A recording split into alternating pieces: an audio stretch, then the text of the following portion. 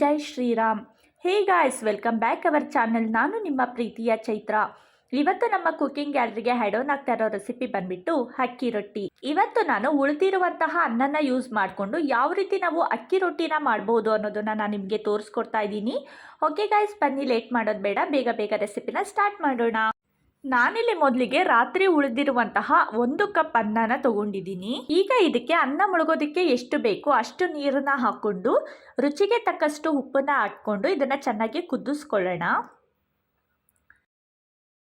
ಅನ್ನ ಗಟ್ಟಿಯಾಗಿರೋ ಕಾರಣ ನಾವು ಅದನ್ನ ಹಾಗೆ ಕೈಯಲ್ಲಿ ನಾದ್ಕೊಳ್ಳೋದಕ್ಕೆ ಕಷ್ಟ ಆಗುತ್ತೆ, ಅನ್ನ ಚೆನ್ನಾಗಿ ಸ್ಮ್ಯಾಶ್ ಆಗಲ್ಲ ಅನ್ನೋ ಕಾರಣಕ್ಕೆ ಈ ರೀತಿ ನಾವು ಫಸ್ಟ್ ಅನ್ನನ ಸ್ವಲ್ಪ ಬಾಯ್ಲ್ ಮಾಡ್ಕೊಳ್ತಾ ಇರೋದಷ್ಟೇ.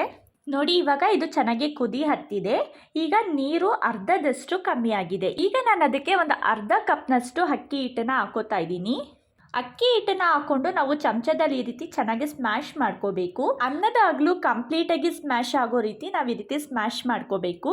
ನಾವು ಇಲ್ಲಿ ಎಕ್ಸ್ಟ್ರಾ ಅಕ್ಕಿ ಹಿಟ್ಟನ್ನ ಹಾಕಿರೋದ್ರಿಂದ ಆ್ಯಂಡ್ ಅನ್ನ ಬಿಸಿ ಆಗಿರೋದ್ರಿಂದ ಬೇಗನೆ ಇದು ಸ್ಮ್ಯಾಶ್ ಆಗಿಬಿಡುತ್ತೆ.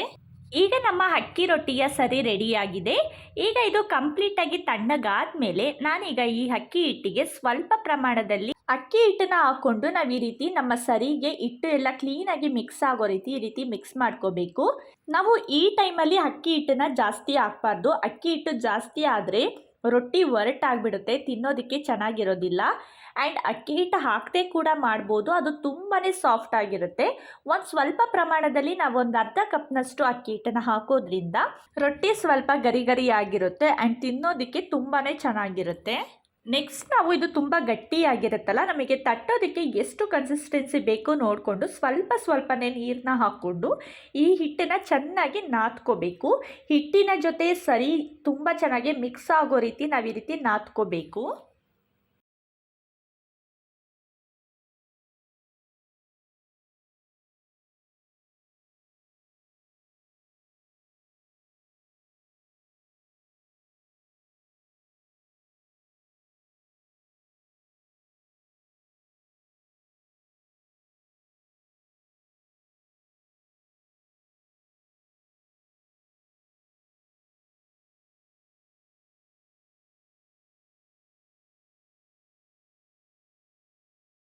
ನೋಡಿ, ಇವಾಗ ನಾನು ಹಿಟ್ಟನ್ನ ಈ ರೀತಿ ನಾದ್ಕೊಂಡು ಉಂಡೆಗಳನ್ನ ಕಟ್ಕೊಂಡು ರೆಡಿ ಮಾಡ್ಕೊಂಡಿದ್ದೀನಿ.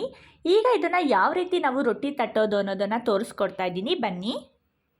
ರೊಟ್ಟಿನ ತಟ್ಟೋದಕ್ಕೆ ನಾನಿಲ್ಲಿ ಮೊದಲಿಗೆ ಈ ರೀತಿ ಒಂದು ಮಣೆನ ಇಟ್ಕೊಂಡಿದ್ದೀನಿ.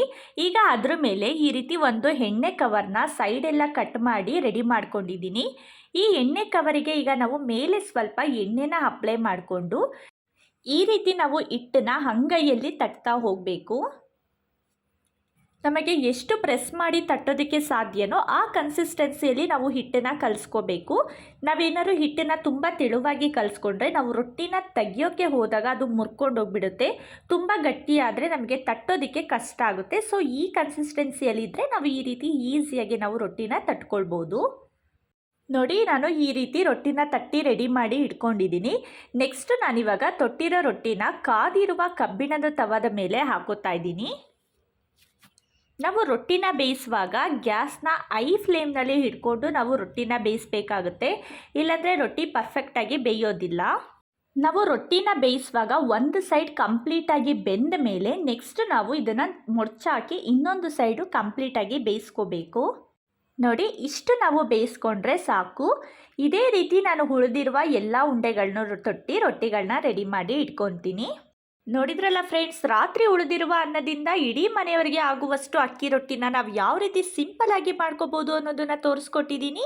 ನೀವು ಕೂಡ ಈ ರೀತಿ ರೊಟ್ಟಿ ಮಾಡೋದನ್ನ ಟ್ರೈ ಮಾಡಿ ನೋಡಿ ಆ್ಯಂಡ್ ರೊಟ್ಟಿ ಹೇಗಿತ್ತು ಅಂತ ನನಗೆ ಕಮೆಂಟ್ ಮಾಡಿ ತಿಳಿಸಿ. ಇವತ್ತಿನ ಈ ರೆಸಿಪಿ ನಿಮಗೆ ಇಷ್ಟ ಆಗಿದ್ರೆ ಪ್ಲೀಸ್ ಲೈಕ್ ಮಾಡಿ, ಶೇರ್ ಮಾಡಿ, ನಮ್ಮ ಚಾನಲ್ನ ಸಬ್ಸ್ಕ್ರೈಬ್ ಮಾಡಿ ಸಪೋರ್ಟ್ ಮಾಡಿ ಗಾಯ್ಸ್.